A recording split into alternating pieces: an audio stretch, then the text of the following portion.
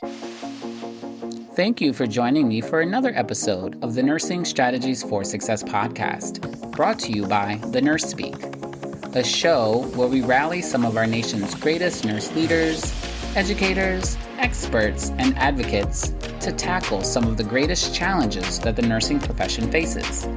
My name is Damian Jenkins, and I'm your host for the show. So sit back, relax, and get ready to learn that nurses can do anything.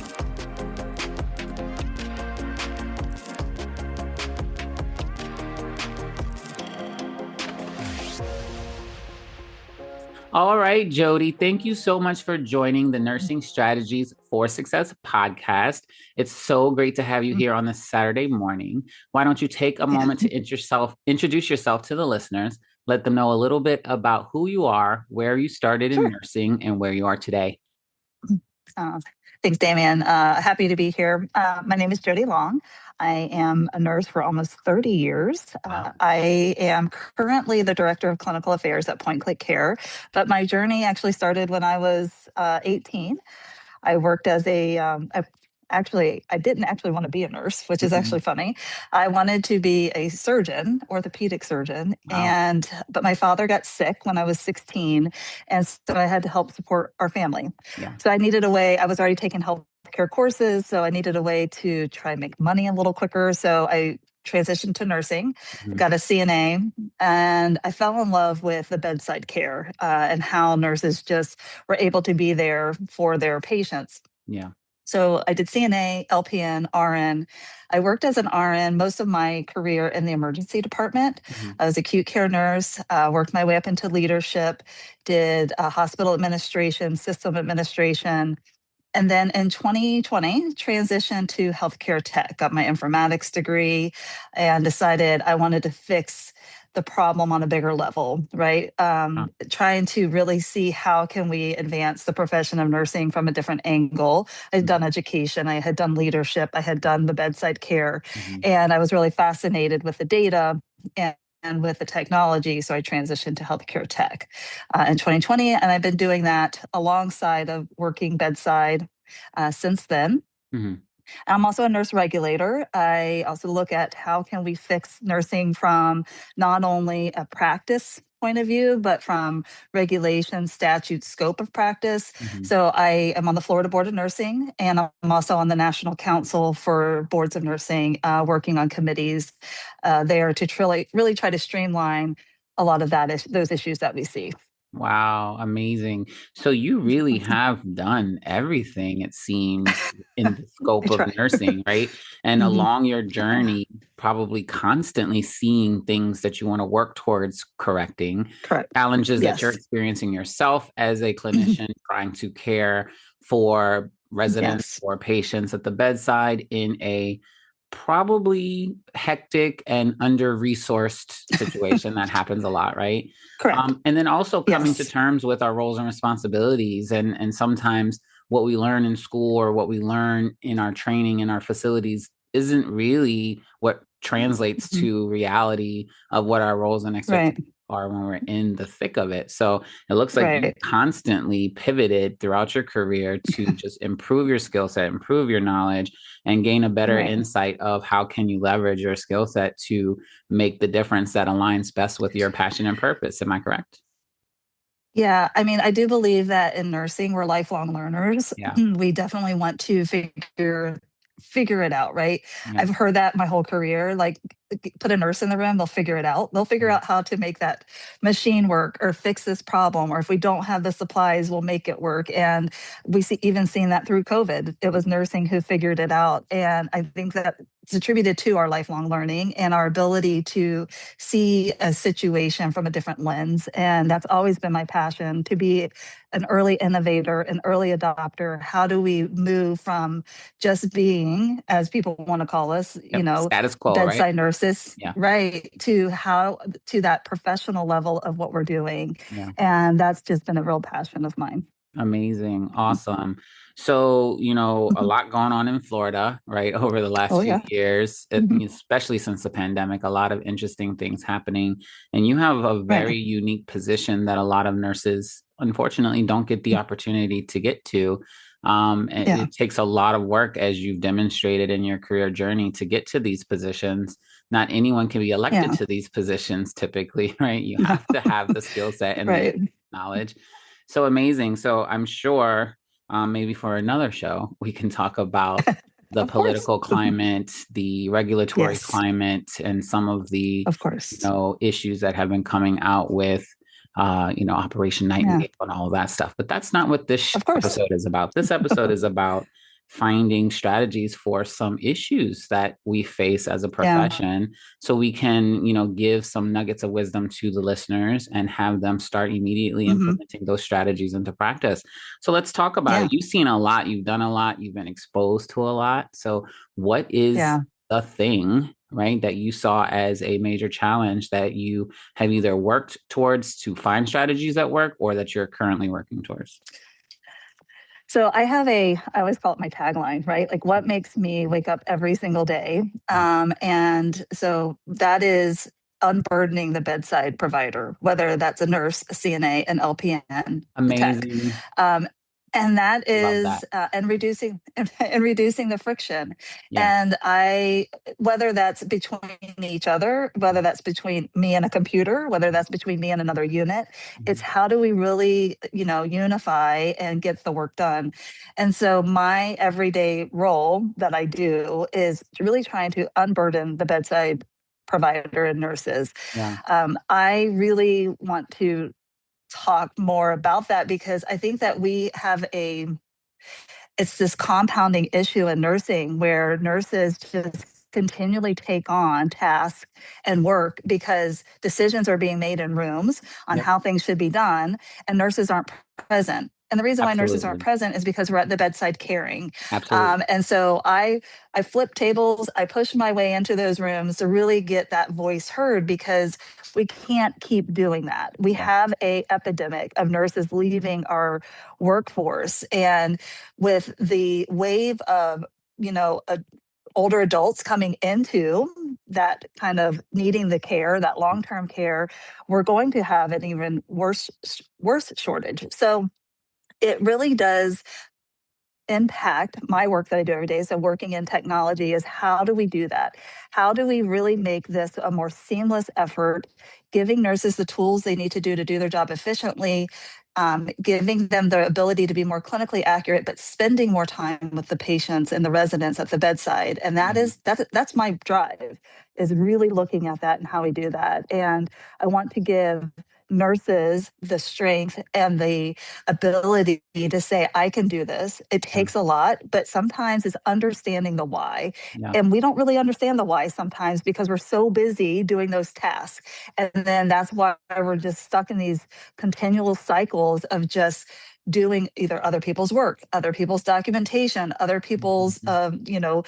things that need to get done. And it really becomes that burdensome that we don't need to be putting on an already strained workforce. Yeah, absolutely. And I'm so glad that you Mhm. said that, because I know that every single person from nursing student all the way to executives nodding their head saying, yes, Yep. how can we streamline workflows? How can we reduce the Yep. burden? How can we better Yep. support while still functioning within a lean budget model, which we know all Correct. healthcare organizations run by, Hmm. with a lot of the changes with regulations, laws, policies, reimbursements, Yeah. ever changing. It's really hard Yeah. to keep up. Rules change every day, and Every day. it creates a burden. Hmm. So let's Yeah. talk about some of those strategies. So one thing that you mentioned Yeah. that I want to maybe have you elaborate a little bit more on is pushing your way through to flip Hmm. tables and get into those rooms, because a lot of nurses Yeah. now in their career, whether they've been doing it for just a few months or they've been doing it for years, they don't Hmm. know how to make that next step. They don't know what it takes to Right. get there. And it doesn't always mean more degrees, Yeah. right? But what are some of the No. key Yeah. strategies that nurses need to do to get their voices heard and to get a seat at the Yeah. table?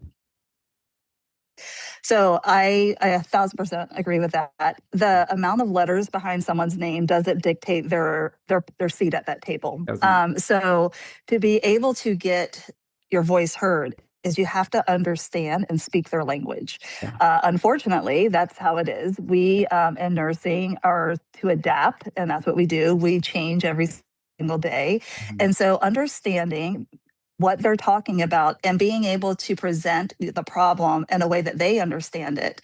We do this every day with our patients. We Yep. understand the clinical part, what's wrong. We are educating them, but we now have to educate those who are making decisions for us, of how that's going to impact us, our patients, and our workforce. And so you just have to learn that lingo.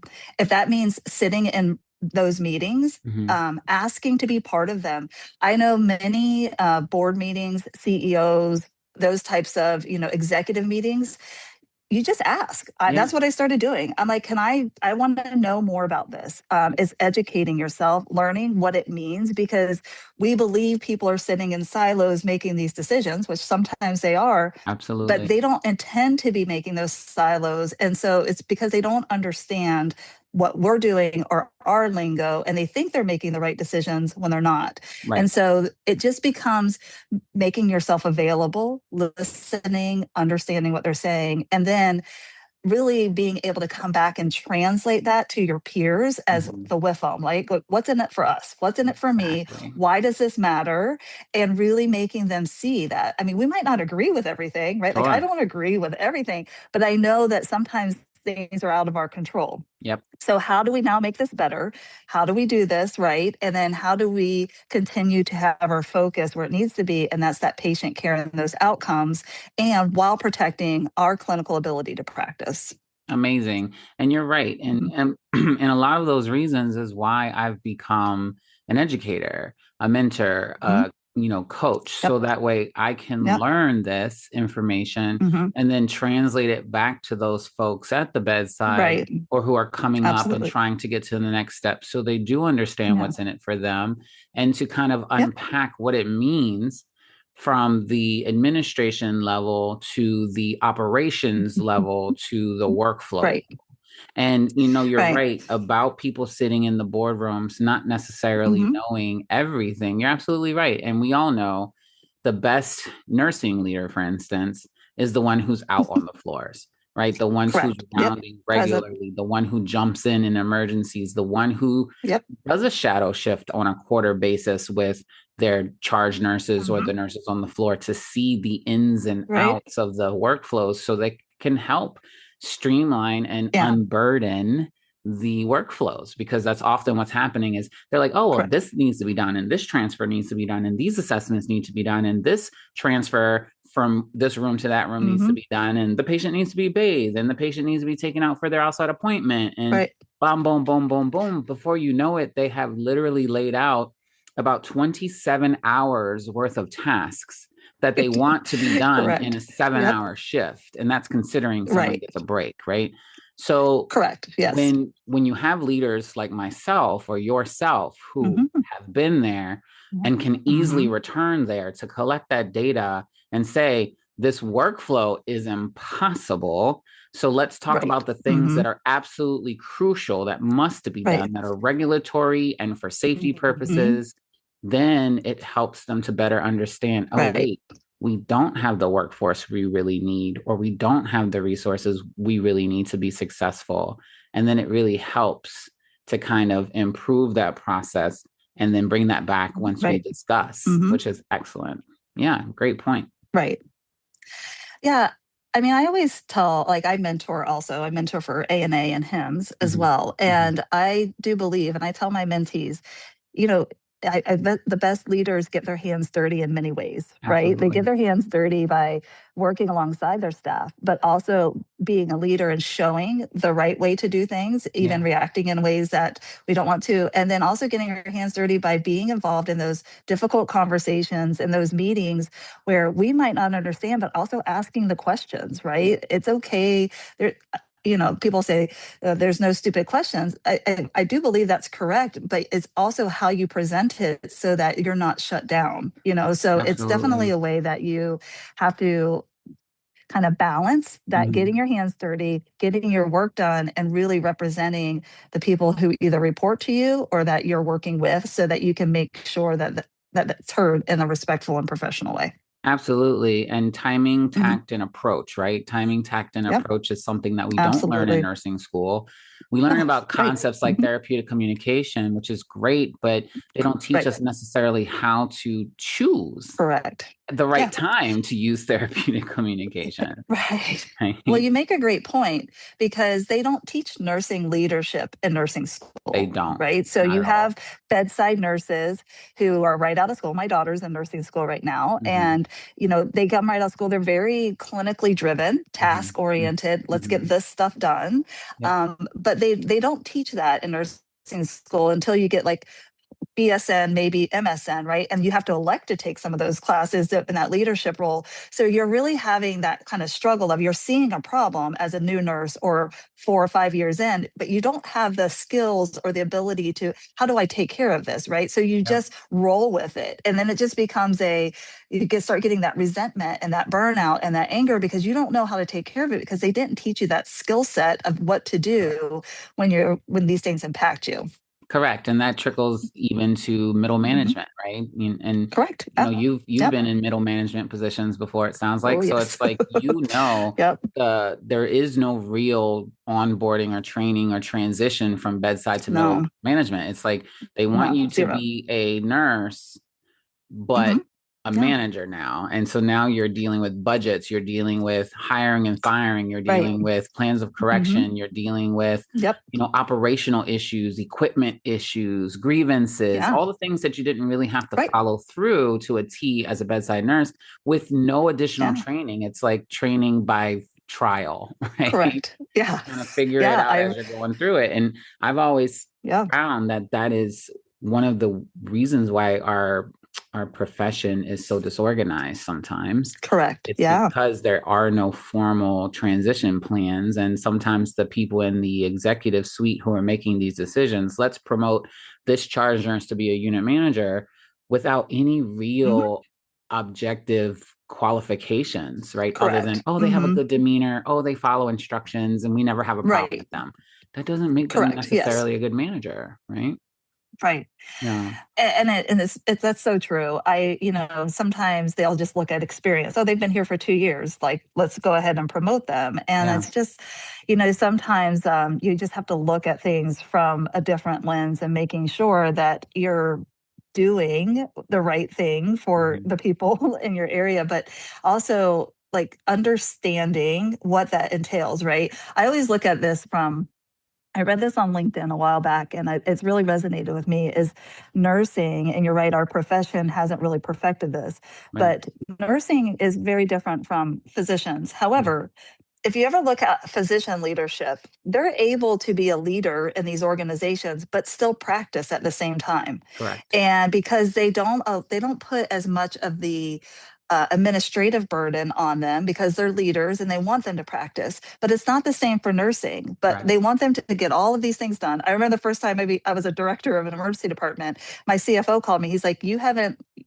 completed your budget for March." It was like a month, and I'm like, I have no idea what you're talking about. Like, what do you mean? Like, I don't, what do you want? How do you want me Right. to? I don't even know how to access that. Right. And then you open up this Excel spreadsheet. Like, what? So I went back and I got a business degree because I needed to understand what they were talking about. But if you look back at that, like, we're not set up for success the way physicians are and the way the physician leadership is because they're able to still do that clinical practice, be leaders, but they don't carry the administrative burden that nursing leadership does. Correct. And it just Hmm. kind of always goes down to the one of the biggest issues with the burden of the nurse is that we do so much Hmm. administrative stuff and it just keeps pulling us away Yes. from the Hmm. clinical. It keeps pulling us away from Hmm. our assessments, Right. from our education with our patients, from catching those subtle Right. cues of, vital signs shifting and trending in the wrong direction, from Yep. checking the lab values, updating the care plans, Right. really spending time with those patients who are going through a hard time, which is what we all got into nursing Hmm. for in the first place. But Right. unfortunately, Yes. with the system we work in, it's been that Hmm. nurses have one allowed to keep adopting these administrative tasks instead of saying Hmm. absolutely not. I need to focus on my patient care first. If I can't Right. if I can't perfect my assessments, manage Hmm. the administration of doctor's orders to make sure that we're keeping our patients safe and stable. And if I can't do the documentation that is required for me to reflect all of the work that I've done, my assessments, my teachings, my Hmm. discussions, my Right. administration of medications and treatments, then I cannot Hmm. do that documentation for the facility. Right. Yes. And so Yeah. that's one strategy that Yeah. I would like to just throw out there for all the nurses listening is you have every right to professionally push back. Don't be a jerk, but Absolutely. professionally push back and say, I can't effectively manage my patient assignment and do all Hmm. of those other things.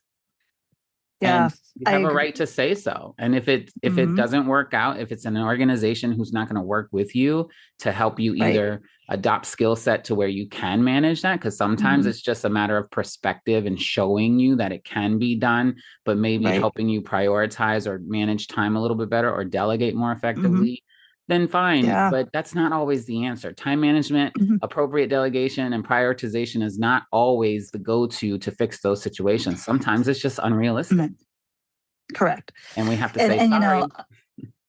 correct. Yeah. And I think that that's where, I was talking to one of my friends is and she made a point. She's like, I feel like nursing has become like one of the most religious or professions. And I'm like, why do you say that? She's like, you Yeah. walk down any hallway and everyone's head is down in that computer. No one's looking up. No one's seeing anything. And so I did some research and statistics show 75 to 80% of a nursing shift is spent documenting. Correct. So that means only 20% is with patients or with Correct. family. What if we could flip that? That would be That would make amazing. such a difference in our outcomes, the health of our patients, what we are doing, our health as clinicians, right? Like how we're approaching our work. And so I believe you're right. We have that ability. We have our voice to push back. And Hmm. then the next step is how do we fix it? Yeah. Let us fix this together and work on those workflows, work with organizations. Documentation is your number one administrative burden, number Correct. one, which is why I got into tech, right? Yeah. AI came out, we're trying to like use that. Do we use that to help with our efficiency, right? But you also have the worries, some that we all have as clinicians.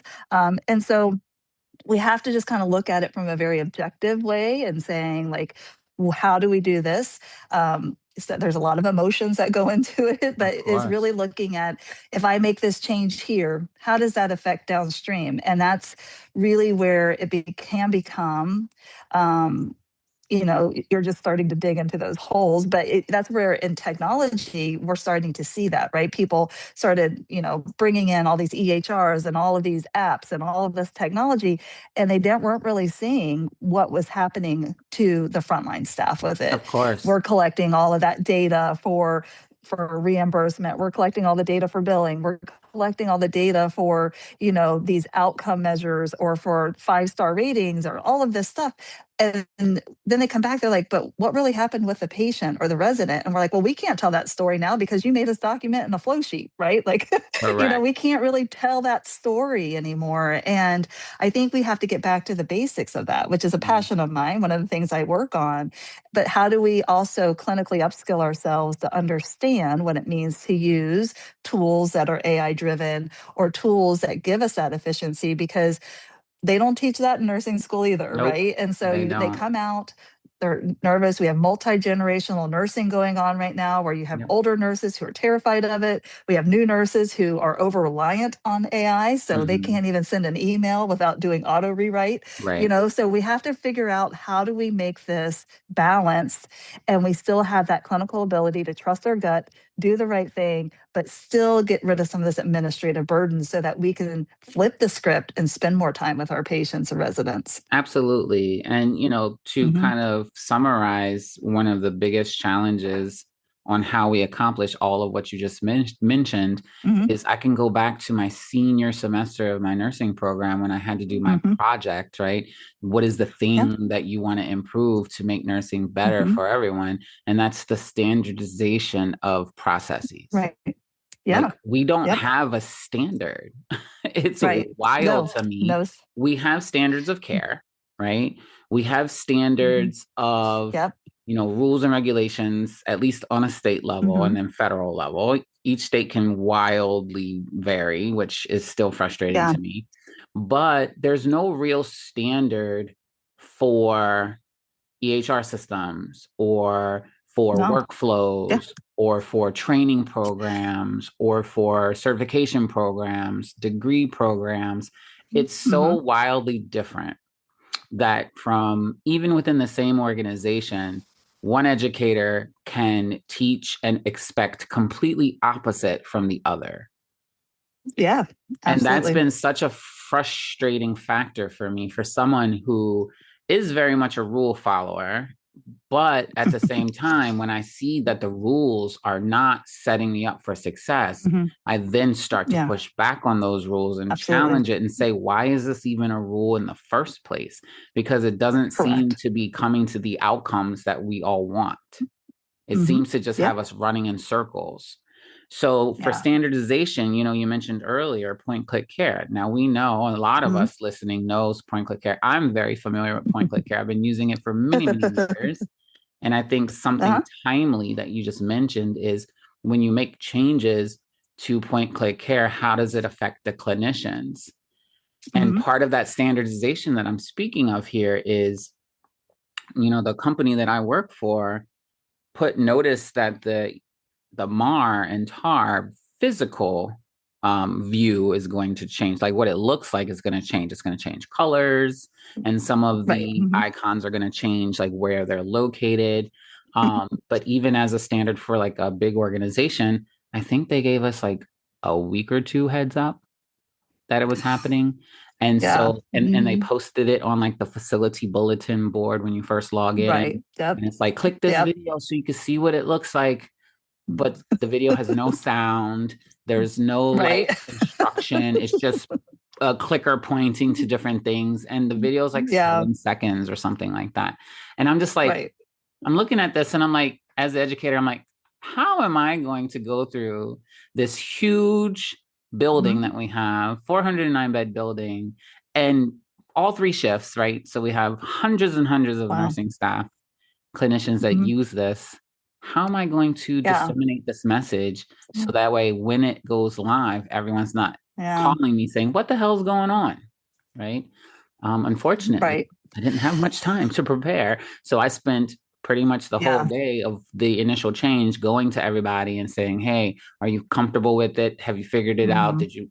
And then even just this morning, on Saturday morning, I got a call from a nurse who only works Yeah. weekends. And they're like, hey, what happened to, the MAR and the Yeah. TAR? Why does it look different? And I'm like, yeah, unfortunately, we don't have Yeah. control of those changes when big companies make changes Right. and they roll them out to their vendors, whoever is using their service. Hmm. They hope that Yep. they give them the proper training, but then it's up to the individual Yeah. organizations to disseminate that training as effectively as it should Correct. be. So, yeah. Yeah, I mean that's one of the challenges we have Hmm. as a technology company is Hmm. you're sometimes at the mercy of other people, Right. right? And then you also have to look at everyone's workflow Hmm. in what to your point, in each individual facility or organization is different. Yeah. So when you're trying to make a change for the better, you're going to disrupt something, Yeah, of course. or you're going to disrupt someone's workflow, and you have to get to a point of understanding in technology, or even it's like how do we to the educator side of your brain is how do Hmm. we get that education out? It's not so much showing them what the change is, but why, number Exactly. one, Hmm. because people will accept change so much better if they just know why. If they know. And that is something I preach all the time, Yeah. right? And two is, are we overwhelming them Hmm. with change? Like role-based access is so huge. I 100% believe in technology that if a change isn't affecting somebody, like a CNA's documentation, I shouldn't be alerting them on it, right? Like, Right. let's just do alerts and education to the people that it matters to so that we're not overwhelming these and burdening the bedside Hmm. providers. Because if something pops up in my face, I'm going to either try and read it, or sometimes I might be busy, it might be emergency, I'm going to click it off of it. And now I've completely disrupted what I'm supposed to do in that Right. workflow. And where technology sometimes things are helping, when they're not. They're actually Right. adding on to that. So it's really having people's voices heard and understanding what is the best method. How do we do that? And also knowing it's like kind of the 80-20 rule, right? Like Yeah. we have to make changes. 80% might understand it, 20% still might be mad, but we Right. have to still follow the rules and regulations of the back end, right? The standardization is coming. We have Mhm. USCDI, we Mhm. have our ONC certifications, those types of things that are really starting to hone in on that standardization of the Mhm. data, understanding where it's at, how it flows. I like to call it more of like we shouldn't be so focused on standardizing. We should be Mhm. focused on simplifying, right? Yeah, Because that works AI too. and AI in healthcare is hard. Yeah. Documentation in healthcare is hard. Mhm. And if we could just go back to simplifying, the standardization will follow, Yeah. right? Because we have overcomplicated sometimes the easiest task Yep. with the documentation. And so I always go back to everyone's like, let's standardize this and let's standardize that. I said, okay, let's start with step one. Let's simplify it. And Mhm. then we'll standardize it. Standardizing is the acceptance of a simplified process. And Sure. so I really want to make sure that people understand that I work with as we're rolling these things out and pushing out new solutions and documentation, because it needs to be easier for people to do and understand, rather than, okay, I documented here, now I have to document this fall 5 other places, right? Like, why Right. isn't this mapped on the back end for them? And so those are the things we're working on, really looking at streamlining that documentation, the transitions, those risk analytics, so that you know nurses aren't data digging. I mean, Yeah. that's one thing that drives me crazy, is when I'm trying to make a decision and I'm data digging because I have to flip through 9 tabs to find information to make a decision, when I should be able to just look at something, make that decision, and then act on it, right? Because Yeah. we want to make sure we're doing timely tasks as well. So it's a lot of work, but I do Sure. believe that we're getting there. And but the education piece is huge, and we Mhm. really just need to focus on the why Mhm. and how we get people to accept it. I know we might not agree with all of it. I was working in the ER. I remember tons of times my favorites, you would save like your favorite documents or your templates. And Mhm. then the next day, like one day they'd be gone. I'd be Gone. like, well, why are they Like gone? what? And they would just be like, Exactly. the EHR was like, well, we had to change stuff. So we had to delete that. We're not using that template anymore. And I was like, oh, so Yeah. now I'm angry for 22 seconds, and I'm like, okay, well, I still have to document, so I guess I'm Yeah. using You this. figure it out. Right. You figure it out, Yeah. but it would be nice if we didn't have to get to that point where we weren't Mhm. always just figuring it out, right? Like, it's Correct. that we have to get to a better place where there's just not so much fast change. Change is fine, change is Sure. good, change is Change is hard. necessary. Yeah. Right. And, because we learn, and that means that we learn something and now we have to change for, that. Mhm. But we don't have to do so much fast iteration of change Yeah. that it now starts to impact our clinical care. Absolutely. And I'm Mhm. so glad you said that, because one of the things I was going to mention earlier, but I wanted to let you have another opportunity to jump Sorry. in. It's Yeah. okay. Is Mm. that changing things is inevitable, but Yeah. it doesn't have to be done like yesterday. And Correct. that is another burden to our healthcare workers or Hmm. frontline folks, is Yeah. that administration oftentimes wants to change everything all at once. And I'm like, Correct. can't do that. And plus, we have to always consider how much time Yeah. is it going to actually take to effectively roll out a change, Right. beta test that change, collect the data to see Yeah. if it's working, come Hmm. back to the table with what we found, make the tweaks Yes. that are necessary, Yeah. roll that change out, and evaluate it again to determine if it's effective. And unfortunately, they don't often give anyone that much time to do it. Yeah. You worked in all these different roles in the healthcare setting. So QAPIs and plans of correction and state Hmm. reports and all of the infection surveillance that we have to do and all of these Yeah. administrative things. It's impossible to Right. do them It all is. 100% Yeah. effectively. So oftentimes we're relying on, over time as Hmm. leaders, we build these systems that work for us Correct. to collect this data, store this data, retrieve this data. So then Hmm. when it comes time to doing our reports, it's easier for us to pull it in, and we Hmm. can, at the 11th hour, generate that report. But it's Right. always high stress, fast paced, got to do it now, because if you take the time Hmm. to be proactive and do it ahead of time, then Yeah, you're leaving 47 other tasks undone. correct. Yeah. And that is one of the biggest frustrations that I know even bedside nurses feel when it comes to just doing things the right way. Yeah, I mean, I definitely agree with that. Change, I understand the purpose of change. One of the things I applaud an organization I worked for was when we did change, Mm-hmm. we followed the lean methodology. I think lean methodology is got a lot of great ways for people to handle change and do Excellent. that. And Kaizen events are amazing for like those types of things, right? Being able to, okay, we're going to take this week to make this change. And by the end of the week, we're going to probably have reiterated this change 5 times because Mm-hmm. every day we're meeting, every day we're understanding, and leaders are involved in that rather than, okay, we're going to rewrite this policy, make the change, and now you guys handle it, right? So, I do believe that there is a lot of opportunity for us in nursing to learn more about the business side, Mm-hmm. understand how do we get that embedded into maybe our nursing schools? Is that continuing education? How do we really look at that? And then how do we support our leaders and Mm-hmm. understanding that and the impacts that it makes when they make those kind of decisions. And so I think that those Absolutely. are some great ways that we can strategize for sure. Absolutely. And say that methodology again. Oh, so the lean methodology or Kaizen events. So Kaizen events are when you um, do things in a very quick manner. And every day you meet, so you put a change in place. It usually happens over a week, Mm-hmm. but you meet every day and it's very outlined. You can go onto their website, you can get that methodology, the documentation, but it allows you to make a change, reinforce it, and make sure it's correct so that it's not just here's the change and okay, everybody deal with it, but no, Yeah, the yeah. leaders are involved in that. And Can so you it's great. It's can you spell Kaizen yeah, events? it's Kaizen. Ah, and then lean, just Lean. Yeah, so Okay. LEAN is Like, capital letters, but it's yeah. lean methodology. And you can get certifications in it. I mean, I have a yellow belt in it, Mm-hmm.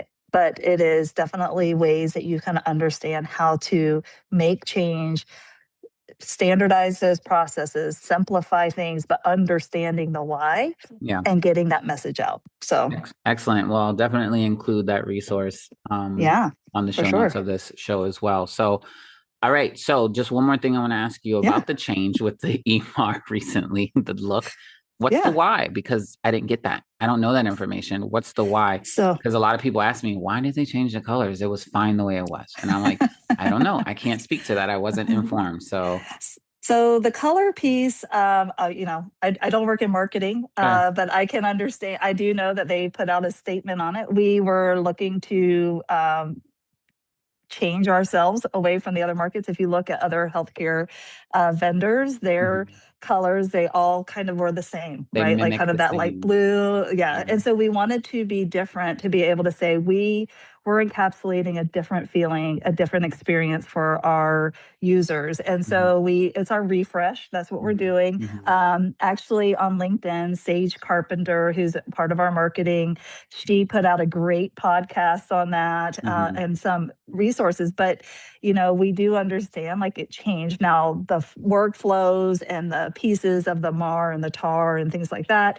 that probably came from some revisions and some Mhm. updates that we're doing on the back end, working with, as we change, we have to also, as we're working on that interoperability, we have to update code, Yeah. technology foundations, things like that. So sometimes things are going to change because maybe in the next month or two, you'll see the impact of that because now we can bring other things in because we Yeah. have the right APIs in place. When before we might have been working off of old code and we couldn't do that. So there's sometimes that's some of the why, but the colors was a marketing piece. We wanted to Mhm. be refresh and give people a different experience. And then some of the workflows and some of those pieces are probably that back end was changed so that we can now improve upon the experience for our end users. Got it. Mhm. Excellent. So, Yeah. yeah, I always knew that colors were kind of a combination of marketing, but also functionality, usability, Yeah. right? So, Yeah. a certain Accessibility is color big. can draw your attention. Right. Another color could like make you kind of relaxed a little Yeah. bit. There's a Yeah. psychology behind it, which I Yeah. understand. And sometimes Yeah. trying to explain this to bedside staff who are limited on time to really engage in these types Exactly. of Yeah. conversations, they're like, I don't Hmm. care. I just need to know where Where it's did at. the Yeah. assignment button go? Because I'm stuck on this cart and I need to go to this other cart to get my Right. patients. And I'm like, Yeah. it's still the same icon. It's just it's It's here now instead of there. They're like, oh my it's God, why just did they move it? That kind it's of just thing. prettier. And they're just like, Yeah. just turn it Yeah. back. Just turn it back. And I'm like, Yeah. I can't do that. I It's a know. global change that Global, yeah. it started with the company. So Hmm. we can't fix that. It's not Right. our facility thing. It's the vendor Right. we use. So we have to go with it. And they're like, oh, Yeah, well, and we also updated to comply with accessibility laws and rules to really yeah, make sure people who have, disabilities could still see and understand where things are at. So icons might change based on yeah, that too, yeah, because we just want to make sure, because again, multi-generational nursing is out there. We want to make sure that we are, um, you know, working with everybody and making sure that they can use our product correctly as well. absolutely. Yeah, Awesome. Well, thank you so much for of sharing course. all of that incredible Yeah. information. We Mhm. left some really great nuggets of wisdom for those Yeah. folks out there. Awesome. Mhm. Jody, if people want to get in touch with you, how could they Mhm. go about doing so? So I'm on LinkedIn. Mhm. So it's just Jody Long with a bunch of initials. But you can reach out to me on LinkedIn, or you can email me at jody.long@pointclickcare.com. Mhm. Always happy to jump on a call or walk through or answer questions. Again, I work on the clinical team. So Yeah. if I don't know the answer, if it's a tech question, I can always get you guys to the right place. But always happy to answer questions, whether it's related to PCC or Mhm. nursing Mhm. or regulations. I think that's our, mission as nurses is to Yeah. continually educate and be there for our peers. Excellent. Thank you so much, Jody, for joining Yes, of me and course. all of the listeners on the Nursing Strategies for Success Yeah. podcast. I will Awesome. be probably calling you in the near future to pick your brain about a few things. Sure, of And thanks course. for being on the show. We'll be Thank you talking for soon. having me. My I really pleasure. enjoyed today. Thank you. All right, take care. Okay. Bye. Bye. And that concludes episode 9 of season 4 of the Nursing Strategies for Success podcast with this week's guest, Jody Long. We hope that everything that we shared for you in today's episode will help you to develop strategies so you can position yourself into places so you can have a seat at the table to make the change that you want and deserve. All of the ways to connect with Jody will be in the show notes of this episode. And as always, if you have any questions about anything we shared, please visit thenursespeak.com and get in touch with me. I would love to have a conversation with you. So until next episode, take care, be well, and remember that nurses can do anything.